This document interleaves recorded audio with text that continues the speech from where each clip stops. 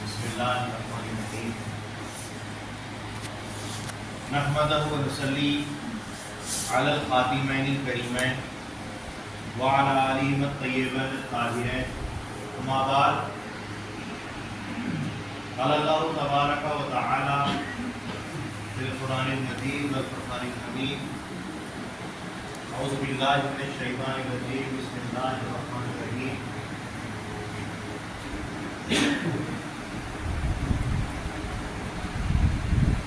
ان الصلاۃ و نسکی و محیای و مماتی للہ رب العالمین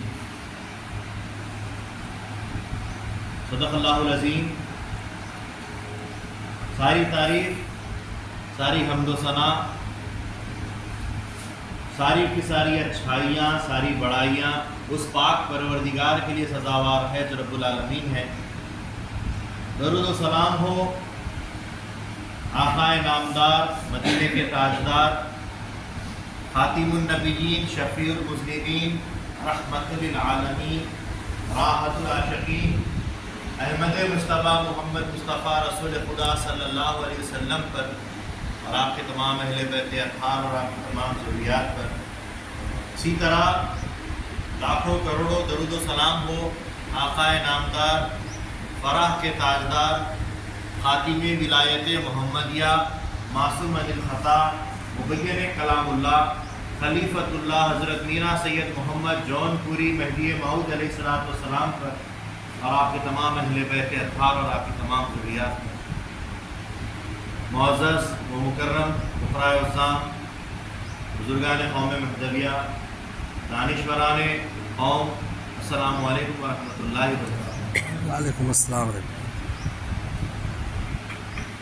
حاضرین گرامی، اللہ تعالیٰ نے جو کلام قدیم میں ارشاد فرمایا ہے، ان الصلاۃ و نسکی و محیای و مماتی للہ رب العالمین، یعنی میری نماز، میری قربانی، میرا جینا، میرا مرنا سب اللہ تعالیٰ کے لیے ہونا چاہیے۔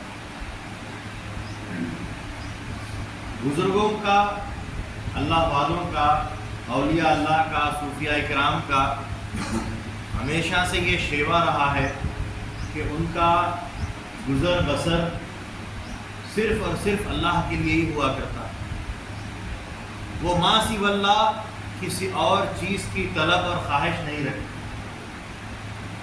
اور ایسے بزرگوں کو جو ہر وقت، ہر سانس، ہر لمحہ خدا کے حوالے رہتے ہیں، ان کو پہچاننے کا جب ذکر کیا گیا، حضور صلی اللہ علیہ وسلم سے پوچھا گیا کہ یہ جو جماعت جو اللہ کے واسطے جیتی مرتی ہے، جن کی نماز، جن کی قربانی سب اللہ کے لیے ہوتی ہے، یہ صالحین کی جماعت، یہ صادقین کی جماعت، ان کو کیسے پہچانا جائے، ان کو کیسے جانا جائے؟ تو رسول پاک صلی اللہ علیہ وسلم نے فرمایا کہ ان کے چہروں کو دیکھو، جب ان کے چہروں کو دیکھو، اگر تم کو خدا یاد آ جائے تو سمجھنا کہ وہ اسی جماعت سے تعلق رکھتا ہے جس کو اللہ والا کہا جاتا ہے۔ جن کے چہروں کو دیکھ کر خدا یاد آ جائے وہ خدا والے ہیں، اللہ والے۔ اور جب ان کی تم گفتگو کو دیکھو تو تمہارا علم بڑھنے لگے، تمہارے علم میں جب وہ بات کرنے لگے تو تم کو تعلیم دینے لگے، تمہارے علم میں، تمہارے گیان میں زیادتی ہونے لگے، بڑھنے لگے تمہارا گیان، وہ اللہ والے لوگ ہوتے ہیں۔ اور جب ان کے عمل کو دیکھو تو تم کو قیامت کا وقت یاد آ جائے، تم کو قیامت یاد آ جائے، یہ اللہ والوں کی مثال ہے۔ ایسے اللہ والے، ان کے پاس، ان کی صحبت میں جب ہم رہتے ہیں، جاتے ہیں، تو کچھ نہ کچھ فیض ان سے مل جاتا ہے، ان سے کچھ نہ کچھ ہم کو بھی آخرت کی تیاری مل جاتی ہے۔ اسی لیے ایسے بزرگوں کی، ایسے لوگوں کی، ایسے صوفیاء کی، ایسے صادقین کی، ایسے صالحین کی صحبت اللہ تعالیٰ نے فرض فرمائی۔ اللہ نے فرمایا وَكُونُوا مَعَ الصَّادِقِينَ، اور صادقین کی صحبت کو اختیار کرو، اللہ والوں کی صحبت کو اختیار کرو، کہ جن کی صحبت میں تم بھی روشن ہو جاؤ گے، جیسے کہ کوئلے اگر انگار کی صحبت اختیار کرتے ہیں تو وہ بھی سلگ جاتے ہیں، ان میں بھی روشنی آ جاتی ہے۔ صحبت کا معاملہ، سنگت کا معاملہ ہے، اسی کو فیض بولتے ہیں۔ اور بزرگان دین کے پاس جب ہم بیٹھتے ہیں تو کچھ نہ کچھ ان کے پاس سے عطا ہوتی ہے، وہ فیض دیتے ہیں۔ کسی شاعر نے کیا خوب کہا ہے، فقیروں کی جھولی میں ملتا ہے سب کچھ، فقیروں کی جھولی میں ملتا ہے سب کچھ، مگر جانچ لیتے ہیں دیتے ہیں تب کچھ۔ ان کی صحبت میں بیٹھنے کے بعد، کچھ محنت کرنے کے بعد، کچھ مشقت کرنے کے بعد یقیناً ان کے پاس سے کچھ نہ کچھ مل جاتا ہے۔ وہ دیکھتے ہیں کہ یہ کتنی دیر میرے پاس بیٹھتا ہے، کتنی دیر مشقت اس کو ملتی ہے۔ یہ اللہ والوں کی پہچان ہے، یہ اللہ والوں کی صحبت کا نتیجہ ہے۔ حضرت پیارے نبی محمد عربی صلی اللہ علیہ وسلم، جن کی صحبت انبیاؤں کو نصیب ہونا چاہیے، انبیاؤں کی خواہش جن کی رہی ہے، ان کی صحبت کی، ان کی امت کی، کہ کاش کہ اللہ تعالیٰ ہم کو امت محمدیہ میں پیدا کرتا اور حضور صلی اللہ علیہ وسلم کی صحبت سے ہمیں بہراور کرتا۔ وہ فیض محمدیہ کا معاملہ۔ حضرت آدم علیہ السلام کو جب مجسمہ تیار کیا گیا، روح پھونکی گئی، سب کو کہا گیا کہ سجدہ کرو، تو سجدہ آدم علیہ السلام کو نہیں کیا گیا، حکم خداوندی پر سجدہ ہوا ہے، اور سجدہ ہوا ہے تو وہ جو روح پھونکی گئی، اس روح کی وجہ سے حضرت آدم علیہ السلام کی پیشانی میں نور محمد چمک رہا تھا، اس نور محمد کو سجدہ کیا ہے۔ آدم علیہ السلام کی بھی خواہش رسول اللہ صلی اللہ علیہ وسلم کی رہی ہے، جن کی توبہ کا وسیلہ رسول اللہ صلی اللہ علیہ وسلم کی ذات رہی ہے۔ آسمانوں پر، جنت کے درختوں پر، پتوں پر، حوروں کی پیشانیوں پر، غلمانوں کے سینوں پر لا الہ الا اللہ محمد رسول اللہ دیکھا۔ اسی واسطے وسیلے کے طفیل ان کو فیض محمدی عطا ہوا اور ان کی توبہ قبول کی گئی۔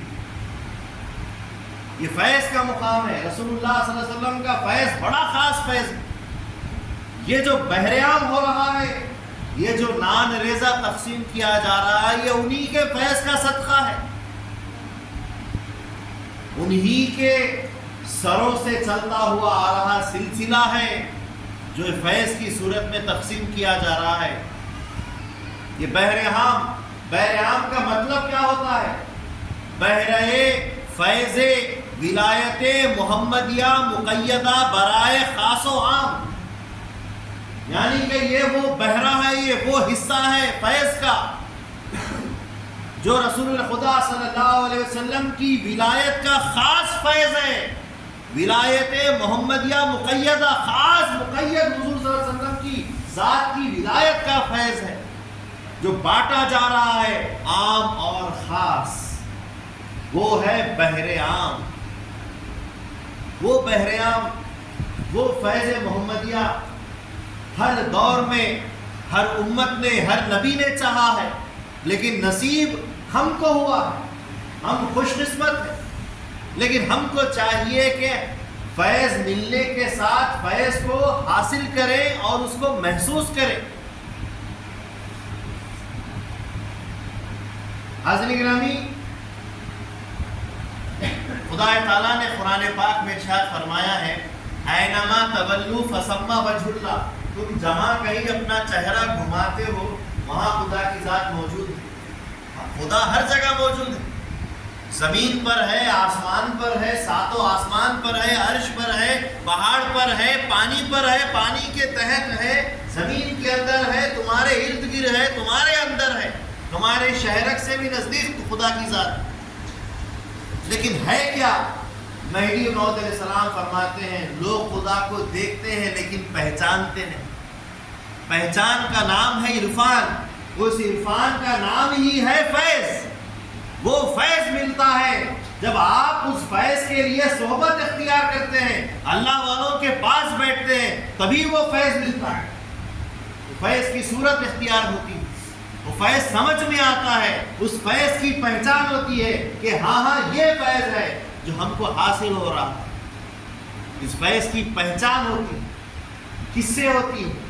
انہی اولیاء سے ہوتی ہے جن کے سر رسول خدا صلی اللہ علیہ وسلم کے سلسلے سے جا کر اوپر تک جڑ جاتے ہیں، انہی کا فیض سلسلہ بہ سلسلہ چلا آ رہا ہے، دور نبوت سے دور ولایت میں چلا آ رہا ہے۔ فیض حاصل ہوتا ہے، حاصل کرنے والے واقعی لیتے ہیں۔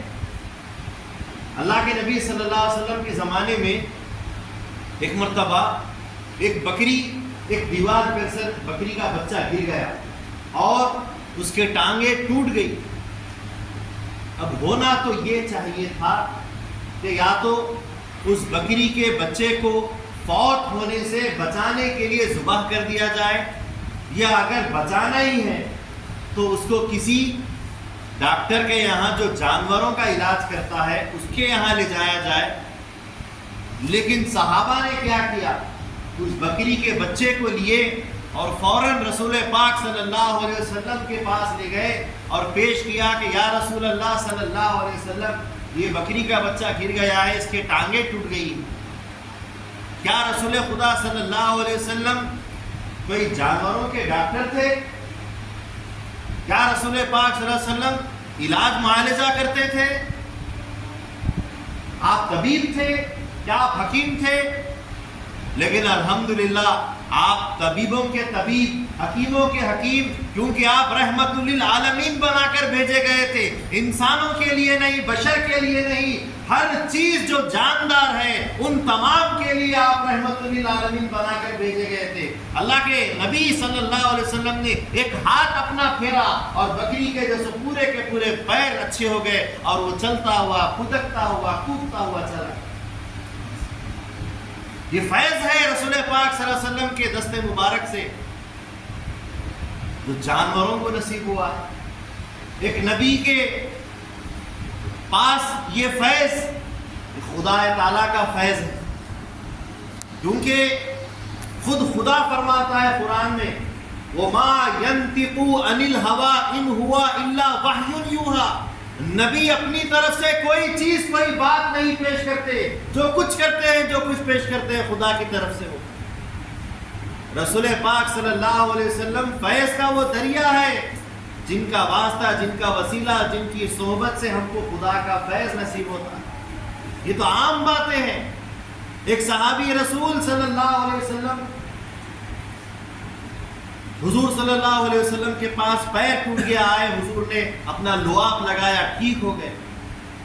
جنگ احد میں، جنگ بدر میں جب صحابہ تلواروں کے زخم کھاتے، کافروں کے خون سے جو سو اپنے جسم میں لت پت رہتے، حضور کے پاس آتے اور شفا مانگتے، اللہ کے نبی صلی اللہ علیہ وسلم اپنا لعاب لگا دیتے، زخم سارے ٹھیک ہو جاتے، واپس لڑنے کے لیے میدان میں چلے جاتے۔ حضرت علی کرم اللہ وجہہ رضی اللہ تعالیٰ عنہ کو حضور نے جب خیبر کی جنگ کے لیے بلوایا تو آپ کی آنکھیں آ گئی تھی۔ حضور نے فرمایا کہ بلاؤ علی کو، اور اپنا لعاب دہن لگا دیا، فوراً آنکھیں اچھی ہو گئی، اور اس کے بعد فوراً جو سو آپ میدان جنگ میں پہنچے اور خیبر کا دروازہ ایک ہاتھ سے اکھاڑ دیا۔ یہ فیض محمدی ہے جو اس دور سے لے کر اس دور تک چل رہا ہے صلی اللہ علیہ وسلم۔ وہی فیض جو نظر نہیں آتا لیکن سمجھ میں آتا ہے۔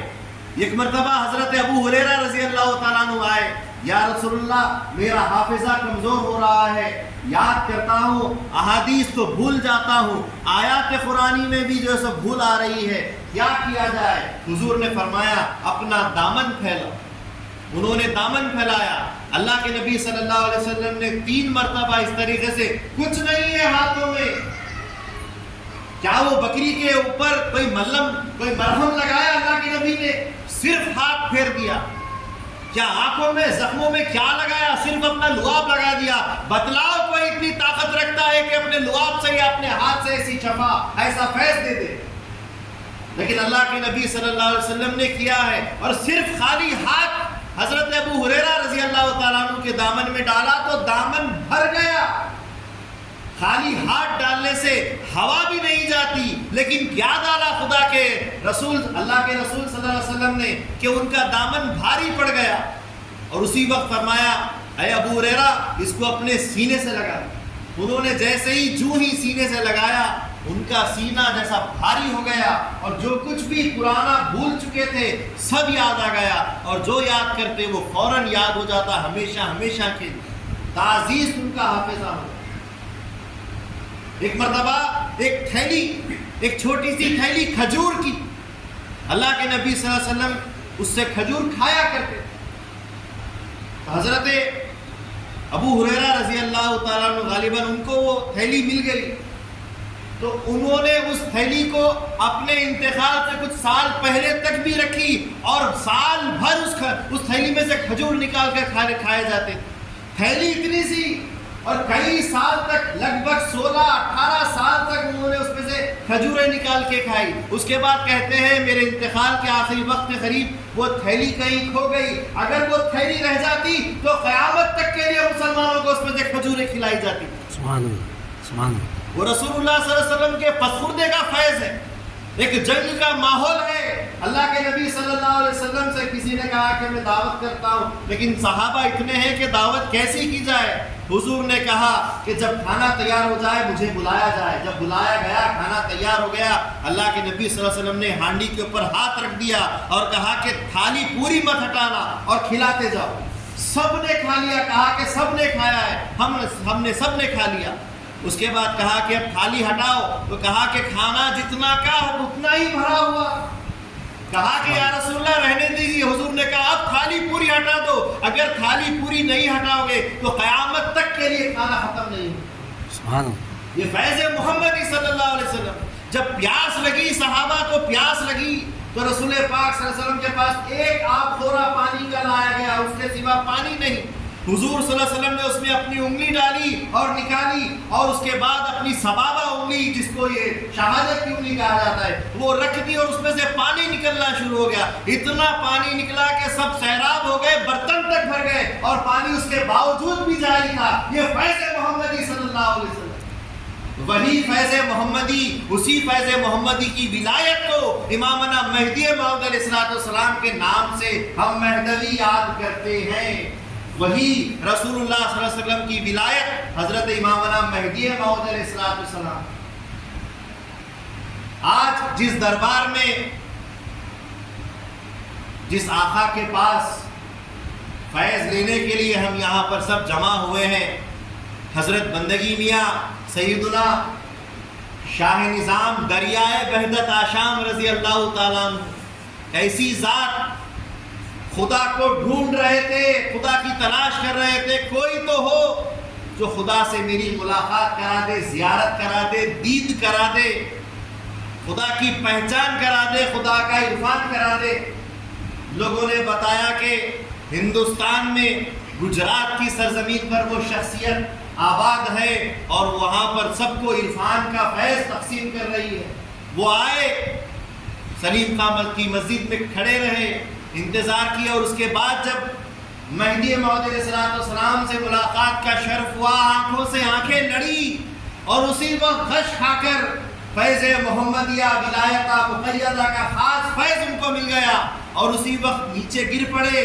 تو مہدی موعود علیہ السلام نے فرمایا مرد خدا بے ہوش نہیں باہوش رہتے ہیں. اے شاہ نظام اٹھو اور ان کو فیض کا پسخوردہ دیا اور کہا کہ ساتوں دریا انہوں نے فیض کے پی لیے ہیں لیکن اس کے باوجود بھی خدا کی پیاس کی طلب ان کو ابھی بھی باقی ہے، اسی لیے ان کو دریائے وحدت آشام کہا جاتا ہے.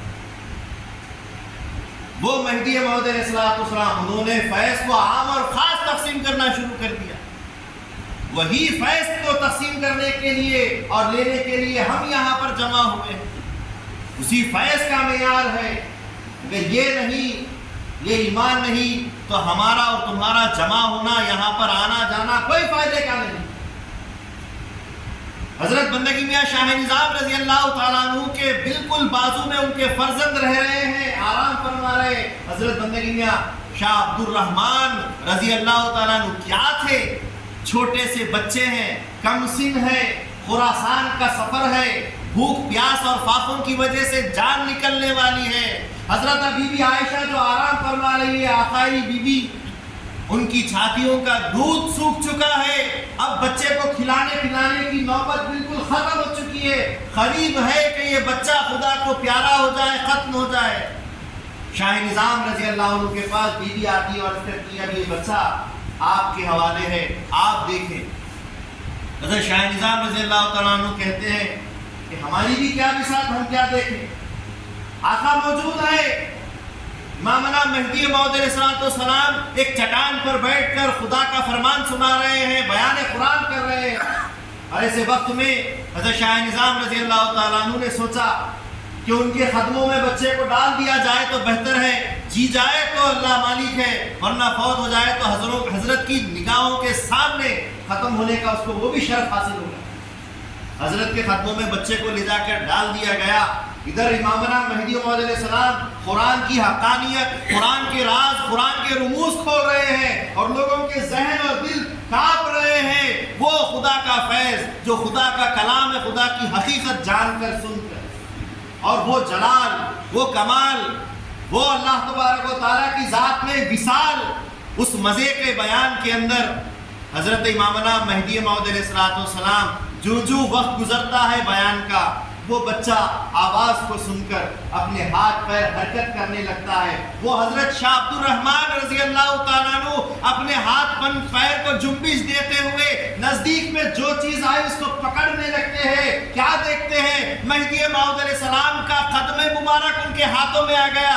جو ہی بچے کو کوئی بھی چیز ملتی ہے تو بچہ سب سے پہلے کیا کرتا ہے؟ اس کو اپنے منہ میں لے لیتا ہے۔ یہ بچوں کی عادت ہوتی ہے، معصوم بچوں کی فطرت ہوتی ہے۔ وہ معصوم بچے جو ہی قدم پکڑے اور قدم کو پکڑنے کے بعد اپنے نزدیک لیتے ہیں، انگشت مبارک، پیر کا انگوٹھا مبارک ان کے منہ میں آ جاتا ہے، انگوٹھا چوسنے لگتے ہیں اور حضرت کا پیٹ بھر جاتا ہے۔ سبحان اللہ، سبحان اللہ، سبحان اللہ۔ کس چیز سے پیٹ بھرا ہے؟ خدا کے نام، انگوٹھا چوسنے سے نہیں، فیض سے بھرا ہے۔ وہ ولایت کا فیض جو تقسیم کر رہے تھے، اس بچے نے اس انگوٹھے کے مبارک انگوٹھے سے جو پی لیا۔ سبحان اللہ۔ وہ فیض محمدیہ مقیدہ جو بیان ہو رہا تھا وہ اس بچے کے پیٹ میں بھی پہنچایا گیا۔ یہ فیض ہے۔ یہ فیض اگر جان کر لو، سمجھ کر لو، پہچان کر لو تو یہ فیض اثر بھی کرے گا، ورنہ اگر ایسے ہی لوگے تو یہ فیض کوئی اثر کرنے والا نہیں۔ صحبت اسی وقت کارآمد ہوتی ہے، اسی وقت اس صحبت میں تاثیر ہوتی ہے جب اس صحبت کو حاصل کرنے کے لیے پوری نیت اور پوری توجہ کے ساتھ حاضری دی جاتی ہے۔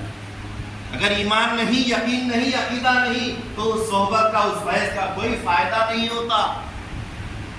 صحبت کے لیے ایمان رکھنا ضروری ہے، یقین رکھنا ضروری ہے، اور یہ ہمارا ایمان، ہمارا یقین ہے۔ کیا ہم نے خدا کو دیکھا ہے؟ نہیں دیکھا، پھر بھی ہمارا ایمان ہے، ہمارا یقین ہے، کیونکہ یؤمنون بالغیب، غیب پر ایمان لانے والی ہماری جماعت، ہمارا اسلام، ہمارا ایمان۔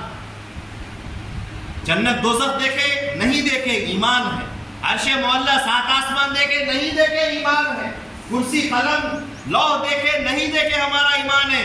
جنات کو، فرشتوں کو دیکھے نہیں، ہمارا ایمان ہے۔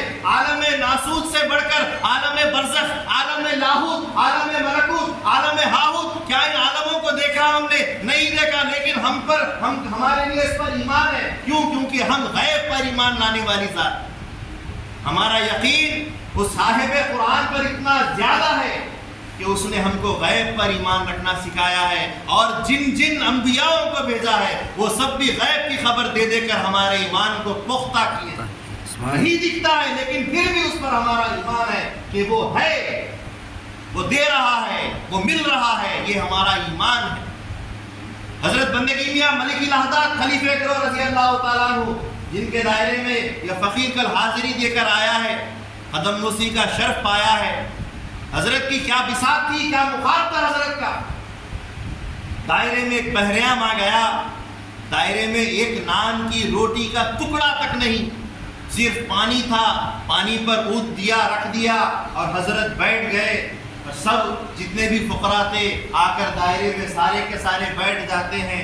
کچھ دیر کے بعد سر اٹھاتے اور فرماتے ہیں، آؤ بھائی، بندہ فیض محمدیہ تقسیم کر رہا ہے، آؤ اور لے کر جاؤ۔ سب دیکھ رہے ہیں کہ سامنے کچھ رکھا ہوا نہیں، صرف حضرت سادہ بیٹھے ہوئے ہیں، لیکن فقراء مرشد کے حکم پر، صاحب دائرہ کی بات پر ایک اللہ والے کی زبان پر کہ اللہ والے نے صورت بھی اللہ والے کی بنائی ہے، گفتگو بھی اللہ کی ہے، اور اس کے عمل کو دیکھ کر بھی قیامت کے آثار نظر آ رہے ہیں، وہ ساری چیزیں ان میں موجود، وہ خداداد طاقت رکھنے والی الہداد رضی اللہ تعالیٰ عنہ وہ کہتے ہیں آؤ بھائی فیض محمدیہ مقیدہ لو، سب بھائی آتے جاتے ہیں، اپنا دامن پھیلاتے ہیں، حضرت کچھ ہاتھ ڈالتے ہیں، آگے بڑھتے جاتے ہیں۔ ایسے میں ایک فقیر تھے جن کا نمبر بھی لگنے والا تھا، 11 یا 12 ان کی باری تھی، وہ بھی دھیرے دھیرے لائن میں آنے لگے، وہ بھی اپنا دامن پھیلانے لگے۔